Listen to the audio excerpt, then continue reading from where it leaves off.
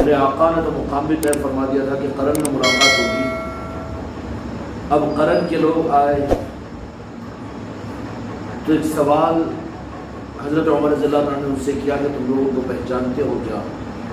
تو یہ سارا جو معاملہ ہے اصل میں آگے کی امت کے لیے رہبری ہے۔ اس سے پتہ یہ چلتا ہے کہ دو جہاں کے مالک ان صحابہ کے ذریعے سے اولیاء کے نظام کو امت کے سامنے رکھوایا تھا۔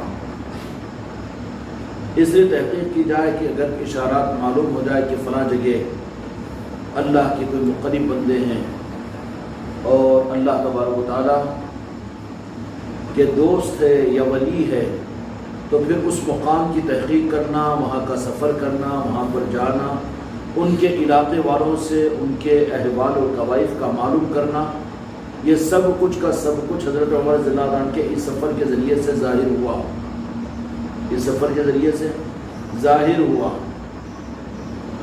اب ایک رخ یہاں پر تو میرے آقا نے ظاہر فرما دیا تھا کہ اب سے قرنی سے قرن میں تمہاری ملاقات ہوگی، یہ بات تو میرے آقا نے خود فرما دیا تھا۔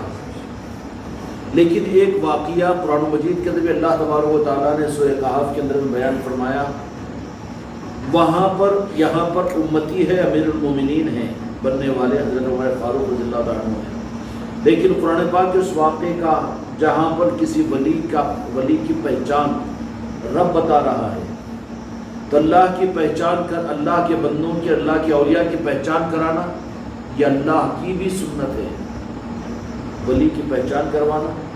اس لیے عظمت اولیاء کے جلسے یا اولیاء کے نظاموں سے امت کو اور انسانیت کو واقف کروانا، اس کے بارے میں تو کوئی گنجائش نہیں ہے۔ جاہل مطلقی وہ کہے گا کہ یہ بھی کوئی دین کا نظام ہے، نہیں، بلکہ اولیاء اکرام سے واقف کروانا، ان کے فضائل و مناقب کا بیان کرنا، یہ تو اصل میں سنت خداوندی ہے، اور سنت خداوندی نہیں بلکہ حکم خداوندی ہے۔ جو عمل اللہ تبارک و تعالیٰ نے انبیاء اکرام علیہ السلام کے ساتھ بھی کیا، انبیاء کے ساتھ میں خدا کا معاملہ ہے کہ وہی بھیجتا تھا، لیکن یہاں پر اللہ تبارک و تعالیٰ نے حضرت موسیٰ علیہ السلام کو کہ جاؤ اے موسیٰ ہمارے ایک بندے کے پاس، حالانکہ ساری انسانیت کے لیے تو نبی وہ چوکٹ اور نبی وہ مقام ہوتا ہے کہ جہاں پر ساری انسانیت کو ہدایت لینے کے لیے نبی کے پاس میں آنا پڑے گا، ہے نا؟ لیکن یہاں پر معاملہ رب العالمین کا قرآن پاک کے مطابق میں حضرت موسیٰ علیہ السلام کو اللہ تبارک و تعالیٰ فرما رہے ہیں کہ اے موسیٰ کہ جاؤ، وہ ایک ہمارا بندہ ہے اور وہ ہمارا دوست ہے اور وہ ہمارا محبوب ہے، تم ان کے پاس میں جاؤ۔ وہاں پتہ بھی نہیں بتایا کچھ، بلکہ سمپٹمز اشارے فرما دیے۔ تو گویا کہ اللہ تبارک و تعالیٰ نے بھی حضرت موسیٰ علیہ السلام کو ذرا بہت سسپینس میں رکھا، تو کہا کہ ملاقات تو ہوگی اور وہ ہمارا بندہ ہے، وہ ہمارا بندہ ہے، جاؤ وہاں پر۔ تو موسیٰ علیہ السلام کے سامنے اللہ نے جب یہ حکم دیا تو کہ اللہ بھی میں جا کر کہاں ڈھونڈوں نے، تو بولے کہ ٹھیک ہے ہم ہی رہبری کریں گے، مگر نہ نام بتایا نہ پرفیکٹ پتہ بتایا، بلکہ کہا کہ نکلو اور جاؤ اور سفر کو اختیار کرو۔ ولی سے ملاقات کے لیے نبی کو سفر کا حکم دینا یہ خدا پاک کی سنت قرار دی گئی، انکار نہیں کیا جا سکتا۔ اور پھر اللہ تبارک و تعالیٰ نے موسیٰ علیہ السلام کو بھی حضرت خضر علیہ السلام جو ولی ہے ان کی فضیلت بتا دی کہ ہم نے تم سے زیادہ ان کو علم عطا کیا ہے، ہم نے تم سے زیادہ ان کو علم عطا کیا، یا اللہ میں تو پیغمبر ہوں، تیرا نبی ہوں، نہیں وہ بندہ بھی ہمارا ہے کہ ہم نے ان کو بھی ایک علم خاص عطا کیا ہے۔ فضیلت سنائی نا۔ تو پھر اب اس معنی کے اندر میں امت کو اولیاء کا پتہ بتانا اور عظمت اولیاء کی محفلوں کا کرنا، یا اولیاء کے فضائل و مناقب سے امت اور انسانیت کو واقف کروانا، پھر اس سے آگے کا نظام یہ ہے کہ وہ نظام کتنا خوبی والا نظام ہوگا کہ جن نظاموں کا مقصد ہی اولیاء کی چوکٹوں سے انسانیت کو جوڑنا ہو، وہ دین کی خدمتوں میں کتنے اعلیٰ درجے کی خدمت ہوگی۔ اچھا، یہ چونکہ اللہ نے کیا ہے، سب سے پہلے تو سنت یہ رہی دین کی طرف میں بلانا نبیوں کا کام ہے، اور اللہ تبارک و تعالیٰ نبیوں والے کام پر نبیوں کے ان کے منصب کے اعتبار سے ان کے مقصد کے پورا ہونے پر بدلہ دیتا ہے اپنے راضی ہونے کا، لیکن اللہ جو کام کرتا ہے وہ بدلے کے لیے نہیں کرتا، بلکہ وہاں پر بدلہ دینے والا وہ خود ہے، اس کو کون بدلہ دینے والا؟ تو جو عمل کی بنیاد اللہ تبارک و تعالیٰ کی ذات ہو تو وہ عمل اللہ کی ذات کا ہوگا کہ جس میں بدلے کی نہ امید رکھی جائے، نہ خواہش رکھی جائے، نہ تمنا رکھی جائے۔ دین کی طرف میں بلانے پر تو گنجائش ہے کہ اس پر یہ فضیلت ہوگی، اگر شہید ہو جائے دنیا کے اندر میں دین کے نام پر تو ان کو جنت میں داخل کیا جائے گا، اور خطرہ خون کے زمین پر گرنے سے پہلے شہید کی مغفرت کر دی جائے گی، اور شہادت کا یہ مقام ہے، شہادت کا یہ مقام ہے، شہادت کا یہ مقام ہے۔ سب کچھ اپنی جگہ ہے، لیکن یہ بدلے والے نظام ہے۔ لیکن ایک عمل، اس میں وہ عمل ہے کہ جس عمل کو جو رب خود کرتا ہو، تو وہاں پر پھر درمیان میں آدمی اپنی خواہش اور اپنی لالچ اور بدلے کو درمیان میں نہیں لانا۔ بدلہ اس سے بڑا کیا ہے کہ رب اور خالق کائنات خود اپنے اس عمل میں کسی کو شریک کر لے، کسی کو شریک کر لے، وہاں بدلے کی امید کہ اللہ نے اس پر تو کیا دے گا۔ ایز ایگزامپل، دنیا کا کوئی صدر ہے ملک کا، کسی ایک فقیر 5-10 ہزار کمانے والے آدمی کو یہ بول رہا ہے کہ بھائی میں تجھے اپنے وزٹ کے لیے امریکہ کو لے جا رہا ہوں، چل میرے ساتھ میں پلین کا ٹکٹ اور سب کچھ۔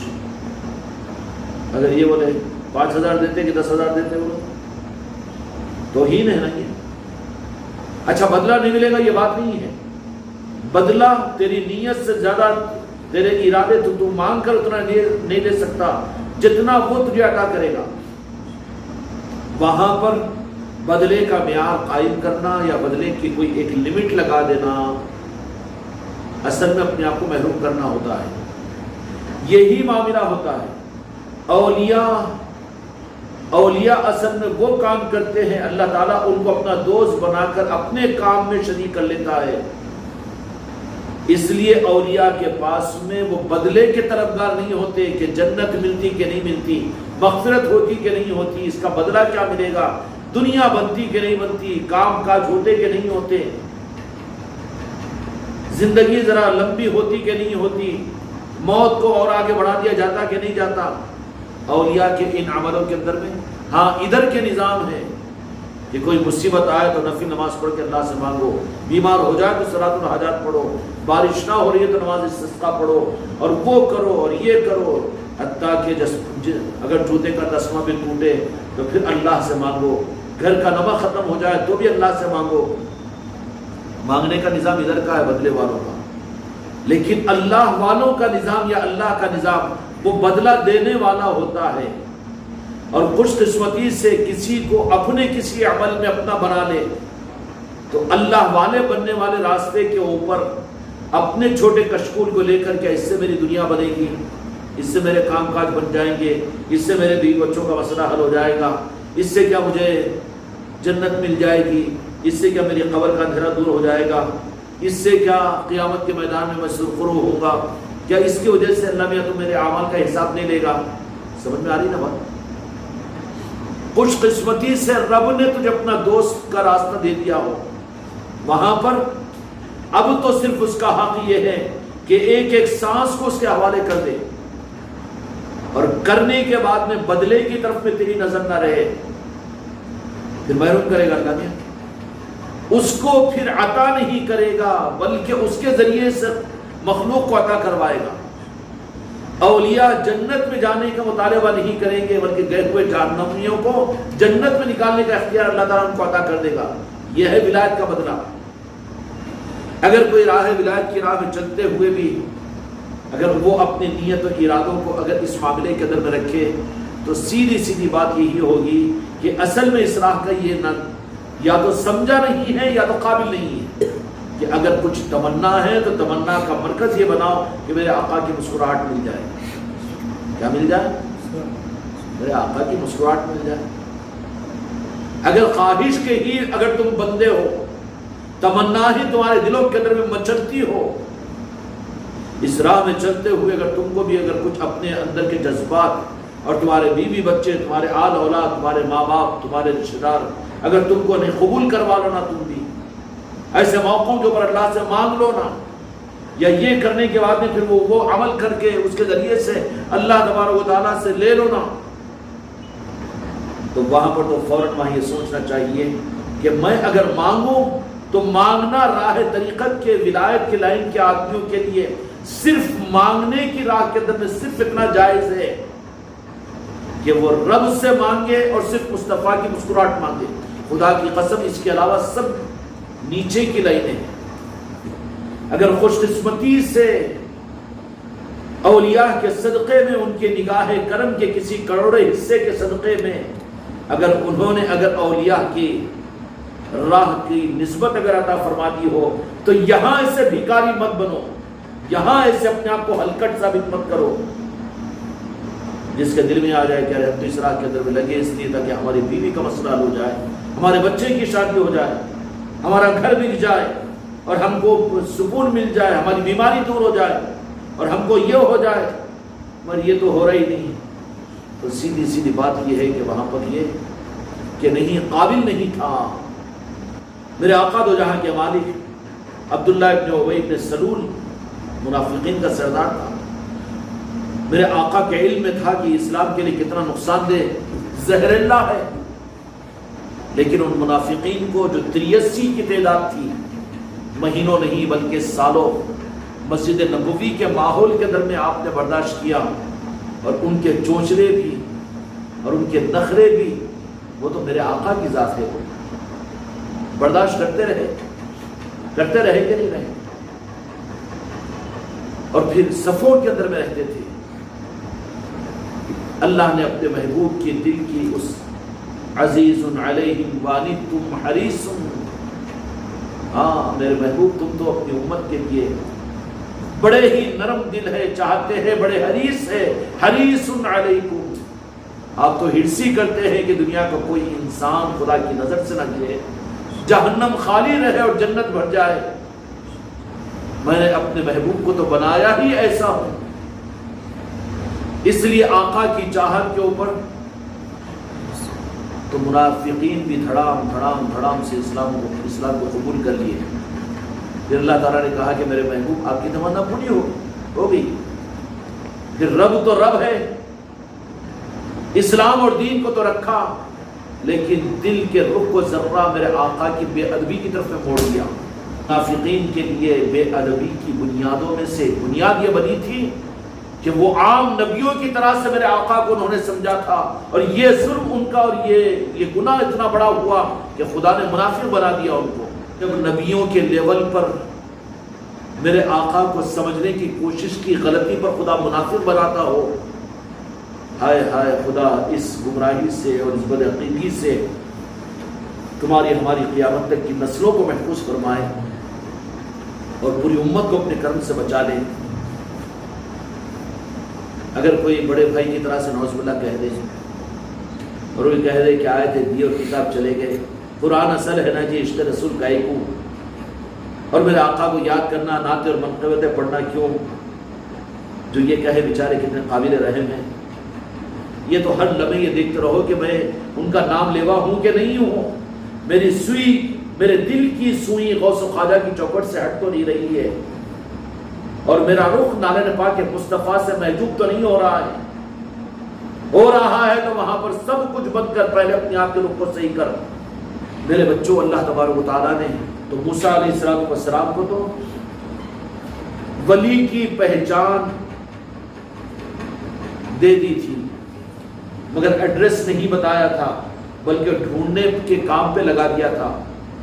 اور یہاں پر دو جہاں کے مالک میرے آقا چونکہ کریم ہے، اپنی امت پر مہربان ہے، یہاں پر اپنے امت کی ولی کو، یہ اللہ کا معاملہ قرآن پاک میں اور یہ میرے مصطفیٰ کی حدیث کا معاملہ حضرت اویس قرنی کا، وہاں پر اللہ موسیٰ علیہ السلام کو بھیج رہا ہے حضرت خضر علیہ السلام کے پاس میں جو ولی ہے، اور یہاں دو جہاں کے مالک میرے آقا بھیج رہے ہیں صحابہ کرام کو حضرت اویس قرنی کے پاس میں جو ولی امت ہے، مگر دونوں میں کیا ہے کہ وہاں پر بھیجا اور ان کی فضیلتوں کو نہیں بتایا، بلکہ کہا کہ جاؤ ڈھونڈو، تو پھر بولے کہ سمٹمز علامتیں میں کہا جا کے ڈھونڈو، بولے کہ راست نہیں بتایا، ان کا چہرہ نہیں بتایا اللہ تبارک و تعالیٰ نے کہ جاؤ ڈھونڈو تم ہمارے نبی ہو، کیسے ڈھونڈو؟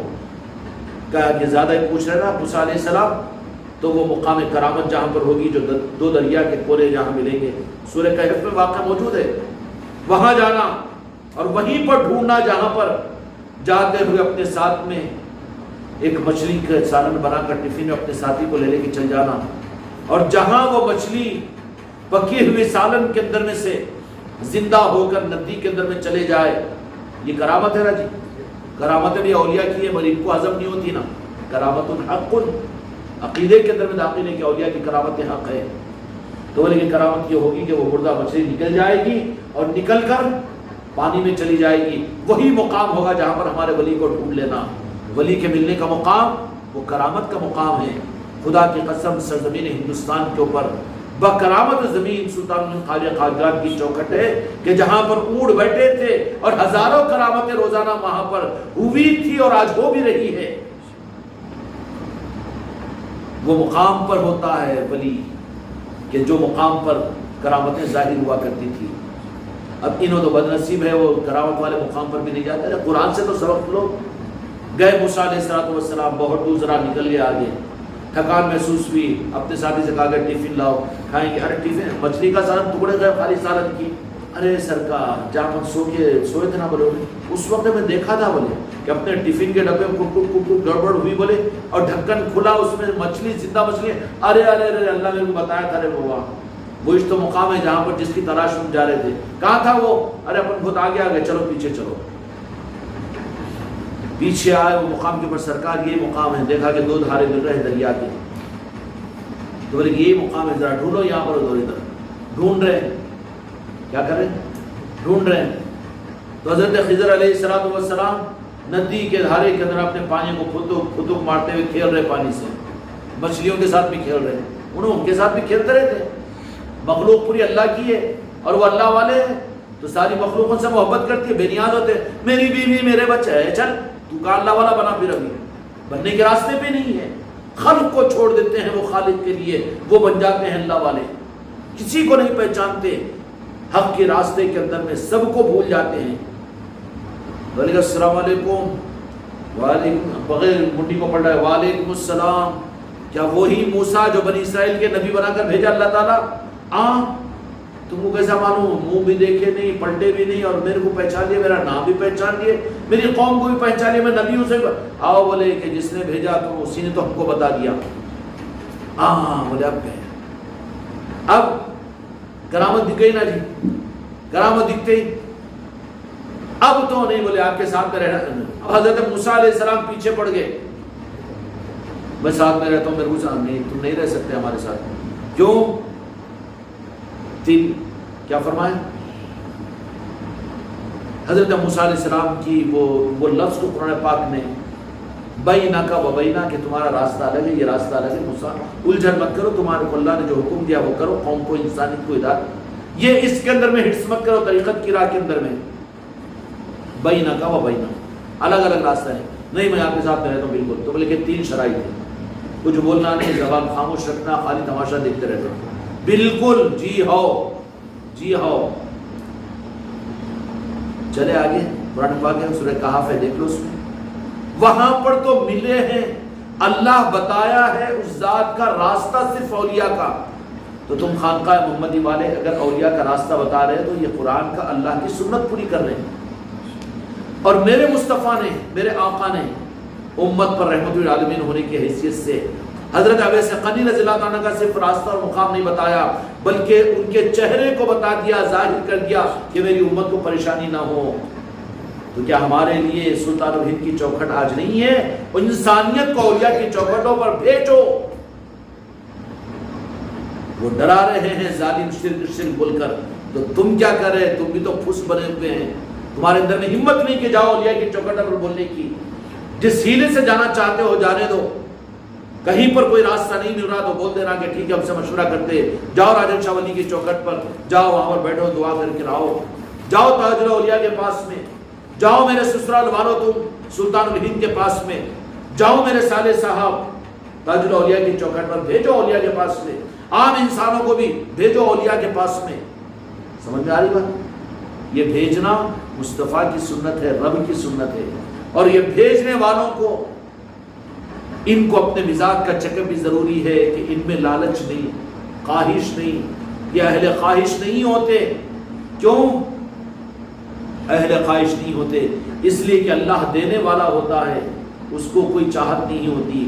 ایسے ہی اولیاء کی طرف میں بھیجنے والے, اولیاء کے طریقت کے نظام کے جو لوگ ہوتے ہیں, ان کی پہچان کیا ہوتی ہے؟ ان کی کوئی خواہش نہیں ہوتی میری قبر کا کیسا, میرے آخرت کا کیسا, میرے جنت کا کیسا, میری مغفرت کا کیسا. کیوں کہ اللہ اپنے کام پر ان کو قبول کر لیا ہے. من کان للہ وکان اللہ لہ, کہ تم میرے ہو گئے ہو تو میں تمہارا ہو گیا ہوں, جو میرا ہو گیا میں اس کا ہو گیا ہوں. تو پھر تو یہ سوال کرنا چھوٹا چپا لے کر میرے بیوی بچوں کا کیسا, میرے کاروبار کا کیسا, میری زندگی کا کیسا, ارے اس کو توڑ کر پھینک اور بن جا اللہ والا اور اللہ کے ساتھ ہو جا, تو پھر رب تیرے ساتھ میں ہو جائے گا. قصور تیرا یہ ہے کہ تجھے قبول کیا گیا ہے بڑے نظام کے لیے, لیکن اپنے نادیدے حساب سے پھر پیارا سامنے لاتا ہے کہ یہ کیسا وہ کیسا. سمجھ میں آ رہی بات؟ اللہ والے وہ ہوتے ہیں کہ جن میں کوئی خواہش نہیں ہوتی.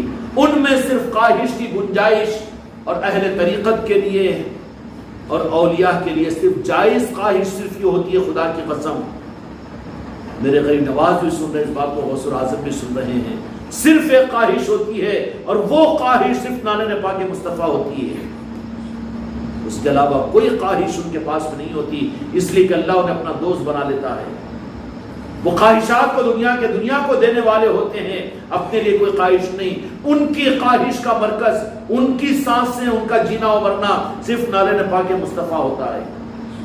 اور جو ایسے بن جاتے ہیں جن کو میرے آقا یہ نواز دیتے ہیں, یہ ہے وہ ولایت کا مقام کہ جس کو قرآن مجید میں لا خوف علیہم ولا هم يحزنون, الا ان اولیاء اللہ لا خوف علیہم ولا هم يحزنون, کہ وہ اللہ کے ایسے بندے ہیں کہ جن کو کوئی غم اور خوف نہیں ہوگا. اب حضرت موسیٰ علیہ السلام کو اللہ تبارک و تعالیٰ نے بھیجا تھا ولی کے پاس میں, اور دو جہاں کے مالک میرے آقا نے بھیجا حضرت عمر فاروق اور مولا علی کو سمجھانے کے لیے, کیونکہ طریقت کا نظام سمجھانے کی ذمہ داری مولا علی کو عطا کی گئی کہ جاؤ جا کر وہاں پر کیا کیا, حضرت ابی سقنی رضی اللہ عنہ کے پاس بھیجا. دونوں تشریف لے گئے اور کہا کہ ٹھیک ہے ہمارا جبہ مبارک بھی لے جانا. اب عمر فاروق رضی اللہ عنہ کہ جبہ مبارک ہم کو نہیں, جن کی امانت ہے ان کو دیتے نا. کن کو دیتے ہیں؟ بھیجتے کس کے بھی ذریعے سے ہے, امانت جن کی ان کو پہنچا جاتا ہے. اس راہ کے اندر میں حق تلفی نہیں ہوتی. اگر کوئی سچا آدمی ہے تو انہی کے ہاتھوں سے ان کی امانت تک پہنچا دی جاتی ہے. جبہ مبارک کو مولا علی کے ہاتھ میں ہے. حضرت عمر فاروق رضی اللہ عنہ سے حضرت ابی سقنی کی ملاقات ہوئی کہ عمر ابن الخطاب کہیے کیا بات ہے؟ بولے کہ میرا نام, بولے کہ آپ کا نام, وہ پھر مولا علی کے پاس پہنچے. سرکار مولا علی سر جھکا دیا, قدم بوسی کی. حضرت ابی سقنی رضی اللہ عنہ کو مولا علی نے سر پر ہاتھ رکھا اور کہا کہ یہ امانت ہے جو سرکار ہے آپ کے پاس بھیجی. امانت حوالے کرنے والے مولا علی تھے, حضرت عمر فاروق نہیں تھے. حوالے کی تو کیا ہے, کیا حکم ہے؟ تو حکم یہ کہ امت کے لیے دعا کر دینا. اب وہ جبہ مبارک کو سامنے رکھ کر آپ کو لگا کر دعا کی. کیا کی؟ دعا کی. سرکار کا جبہ مبارک کے صدقے میں جبہ مبارک کو سامنے رکھ کر دعا کی, اور اس پر اللہ تبارک و تعالیٰ نے یہ نظام ہے میرے بچوں. اس لیے راہ طریقت میں انسانیت کو اولیاء کی چوکھٹوں پر بھیجو, دنیا ہی کے لیے صحیح لیکن بھیجو اولیاء کی چوکھٹوں پر. اللہ ہم سب کو راہ ربنا لا تزغ قلوبنا بعد إذ هديتنا وهب لنا من لدنك رحمة إنك أنت الوهاب. ربنا لا تزغ قلوبنا بعد إذ هديتنا وهب لنا من لدنك رحمة إنك أنت الوهاب. ربنا لا تزغ قلوبنا بعد إذ هديتنا وهب لنا من لدنك رحمة إنك أنت الوهاب. الہ العالمین حق کی راہ پر چل کر واپس ہونے والوں میں ہمیں شامل نہ فرما، ہدایت کے بدلے گمراہی کے خریدنے والے ظالموں میں ہمیں شامل نہ فرما۔ یا اللہ اس راہ طریقت کے راستوں پر چلنے والی روحانیتوں کو چھوڑ کر ویرانیت کی دنیا کی گندی بوؤں کی طرف میں واپس ہونے والوں میں ہمیں شامل نہ فرما۔ یا اللہ ہر ایک کی حفاظت فرما، یا اللہ ہر ایک کو اس راہ کی ترقی عطا فرما، یا اللہ ہمارے قدموں کو پلٹنے اور واپس ہونے والوں میں ہمیں شامل نہ فرما۔ ربنا لا تزغ قلوبنا بعد إذ هديتنا وهب لنا من لدنك رحمة إنك أنت الوهاب بحق لا إله إلا الله محمد رسول الله۔